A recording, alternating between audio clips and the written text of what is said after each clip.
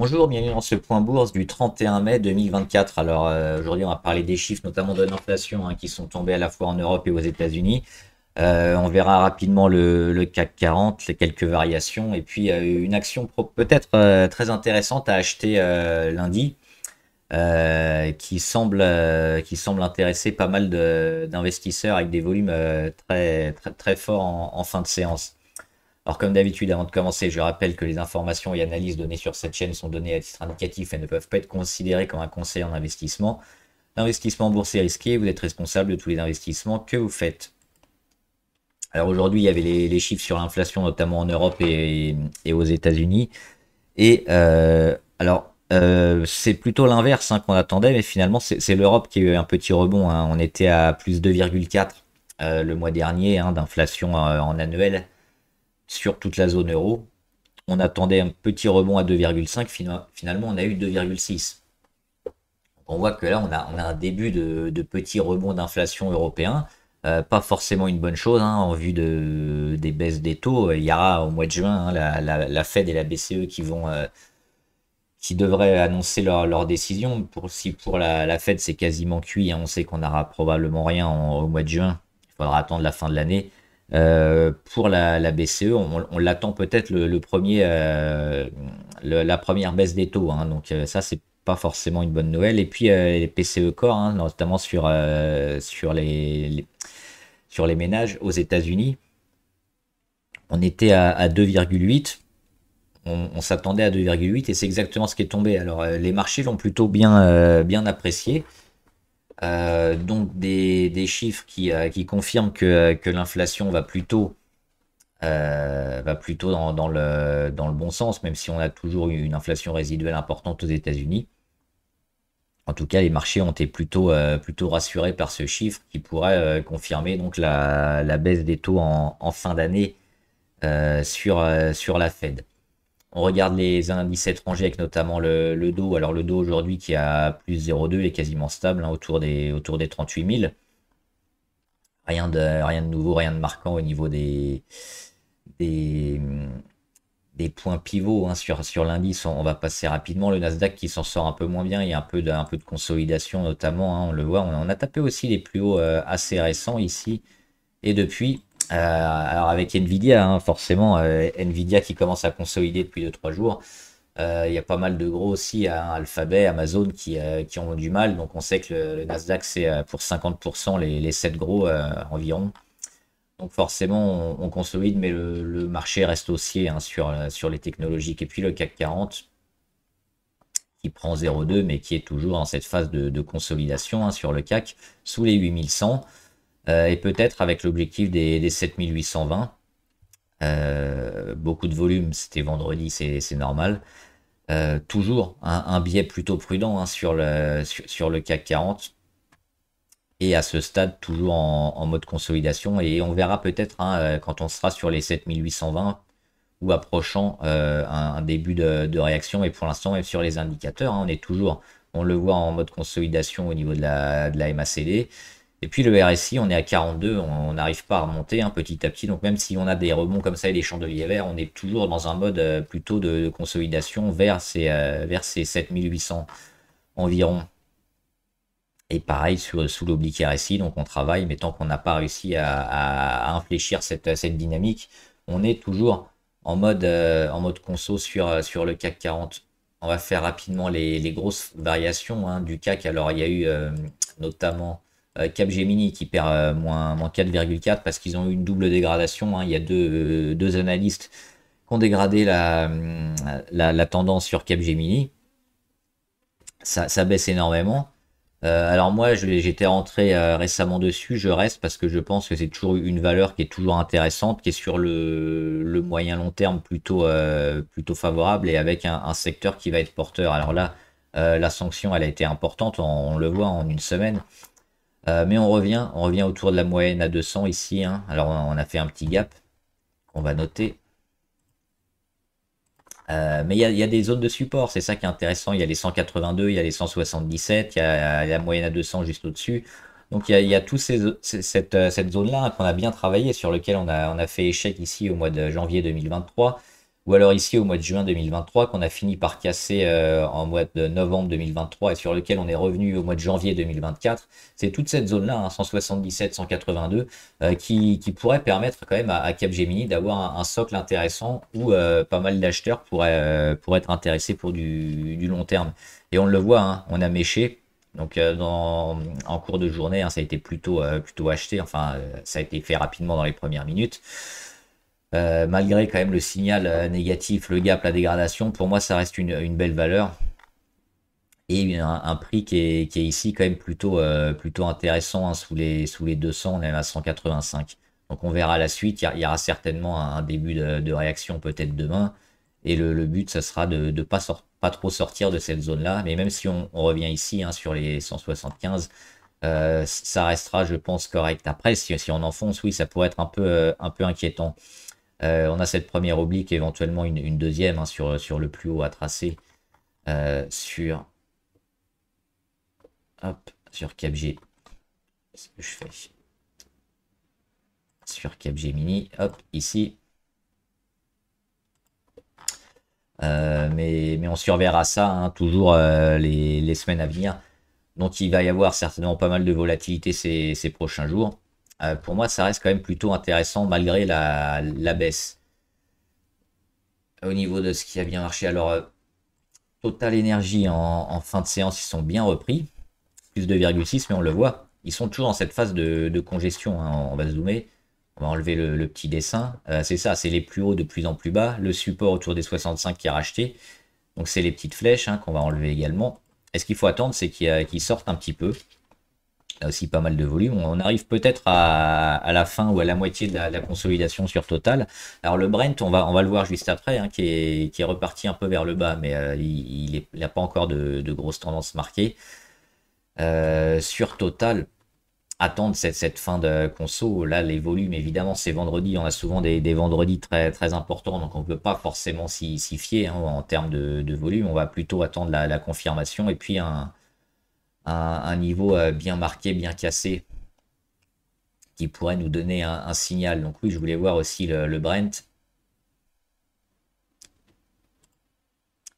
avec alors la tentative de sortie, hein, ces derniers jours, et puis en trois séances on est revenu. Mais on est revenu où? On est revenu sur la ligne de départ, hein, autour de la moyenne à 200 ici, autour de notre oblique de correction. Donc c'est une zone aussi qui doit permettre au Brent éventuellement de repartir et d'être à nouveau plus haut, hein.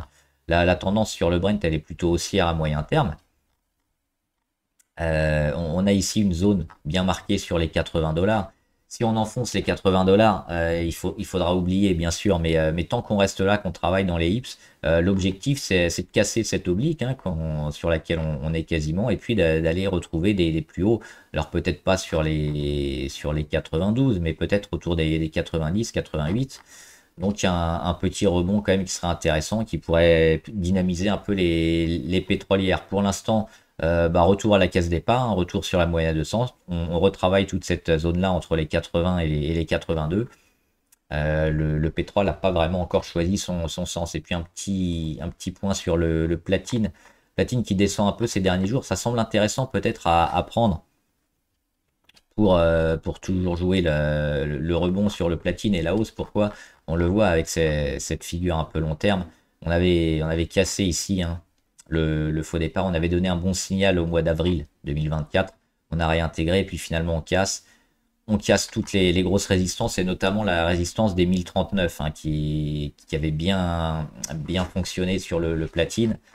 Donc on l'a cassé, on a mis un nouveau plus haut à 1105, et puis là on revient sur les 1040, c'est ça qui est intéressant. On les retravaille, on rebondit, on revient les retravailler. Donc toute cette zone-là, je pense qu'il va servir un peu de moyenne, hein, sur le platine, et peut-être de zone d'achat intéressante avant une continuation de la tendance haussière. Donc probablement un moment, un timing plutôt intéressant à prendre sur le platine avant un redémarrage, on espère, durant ces prochains jours. Et puis on va voir juste deux actions aujourd'hui. Alors, c'était groupe OK Wind. parce qu'ils nous ont fait un beau chandelier. Et puis c'est ce qu'on attendait. On l'avait marqué ce graphe il y a quelques jours. On va enlever le petit dessin. Les 20-30, ils ont été percés, ils ont été dépassés. Pour l'instant, on les tient, mais surtout, oui, le pic de volume, gros chandelier qui succède à on le voit, une perte de volatilité un peu on a presque pu l'anticiper. Hein. J'avais hésité ces derniers jours à en reparler. C'est fait maintenant avec, on le voit, hein, cette grosse cassure il y a toutes les moyennes qui sont rassemblées, donc la moyenne à 200, il y a un pic de volume. C'est plutôt favorable quand même, quel que soit un peu la tendance que va nous mettre Groupe OK Win. On peut revenir comme ça et suivre un peu cette tendance avec l'oblique blanche ici, donc un retravail comme ça, ce serait toujours, je pense, bon, et ça validerait le scénario de sortie. On peut aussi avoir une explosion assez rapide, mais je pense que cette journée aujourd'hui signale quand même quelque chose d'intéressant qu'on aurait pu déjà anticiper avec ce qui s'est passé depuis 2 semaines sur Groupe OK Wind et un peu tout le secteur des énergies renouvelables qui va bien. On a parlé de Neoen hier. Donc c'est à suivre. Et éventuellement une OPA, pourquoi pas, hein, sur le groupe OKWin, c'est une petite valeur, donc ça reste possible. Elle a été bien rachetée sur des niveaux clés. Donc ça peut être intéressant aussi d'acheter groupe OKWin prochainement. Et puis on va finir avec, si je l'orthographie bien, ce serait mieux. Biomérieux, avec des pics de volume là pour le coup qui sont assez impressionnants, hein, énormes. Même pour un vendredi, on le voit, c'est sans commune mesure avec ce qu'on a vu dernièrement. Au niveau des indicateurs, c'est pareil. On est bien en territoire négatif, on a l'inversion de tendance aujourd'hui. On est en train de rebondir assez fortement. On revient sur la moyenne à 200. On casse aussi la petite zone ici, quand j'avais marqué, quand on avait cassé la moyenne à 200 à la baisse, hein, les 96, 82. On revient tout proche des 97. Gros pic de volume, une belle journée, un gros chandelier. On prend 2,9%. C'est peut-être ce qu'on attendait, hein, sur Biomérieux pour retrouver la tendance, parce qu'elle a eu pas mal de mal avec des échecs ici sur les 107, mais on voit que les rachats autour des 94 se sont toujours faits, hein, une première fois ici au mois de février, une deuxième fois au mois d'avril, et puis là depuis tout le mois de mai, elle est en train de les retravailler, et puis cette séquence aussi avec la cassure de l'oblique de correction. Le retour sur ces niveaux-là, hein, autour de la moyenne à 200 sur les 97-98, le beau chandelier, c'est plutôt intéressant. Donc lundi, ça pourrait être pas mal aussi de se mettre à l'achat sur cette valeur pour jouer la continuation et puis la nouvelle attaque, peut-être, on espère, hein, de la résistance autour des 107. Il y aura quand même rien que ça, il y aura un peu plus de 10% à aller jouer. Et puis on peut la casser parce qu'avec ces beaux volumes-là intéressants, hein, ça peut être un signal pour un retournement plus long sur Biomérieux. Voilà, j'espère que. Hop, j'ai oublié les abonnés. Alors, il n'y en avait pas beaucoup aujourd'hui. Si je les trouve. Elle est ici. Alibaba, j'en ai déjà parlé hier. Moi, je suis dessus, hein, toujours plutôt favorable. Alstom, il va y avoir une augmentation de capital, ça va diluer à un moment assez fortement, donc il faut plutôt attendre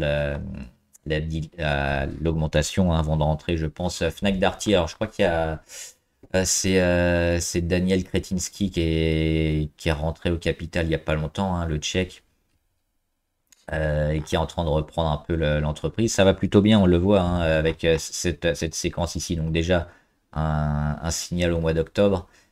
Et puis la confirmation au mois de mars, où on passe l'oblique long terme, on passe toutes les moyennes et puis on continue. Alors là, au niveau timing court terme, c'est pas forcément idéal, mais en moyen long terme, on est quand même sur des tendances plutôt intéressantes. Alors éventuellement, c'était cette zone-là qui était intéressante, c'était les 30,7, hein, quand on y est revenu là, c'était plutôt une zone à acheter. On le voit ici avec le rebond. On a perdu. Allez. On a perdu 10% parce elle est montée rapidement. Elle a fait 2 fois 5. Mais ça reste quand même plutôt bien. Donc le timing court terme est un peu loupé, mais dans une optique plutôt long terme, elle donne des signaux très forts. Alors est-ce qu'on y reviendra ici sur les 30,7? Bah, c'est pas certain. Française de l'énergie, rien de nouveau, hein, on est toujours dans le canal. Il faudra passer les 42. Ça qui risque d'être un peu compliqué peut-être. Imeris toujours en route vers les 37,50. PayPal toujours un peu dans le bas de la figure, mais on tient pour le moment. On attend toujours la nouvelle tentative sur la résistance. Virgin, elle fait pas grand-chose. Elle est sur son bas de canal également, mais toujours beaucoup de volume hein, sur Virgin. Voltalia, bah, comme sur Neoen, hein, on joue certainement la spéculation et une possible OPA sur tout le secteur et donc sur les petites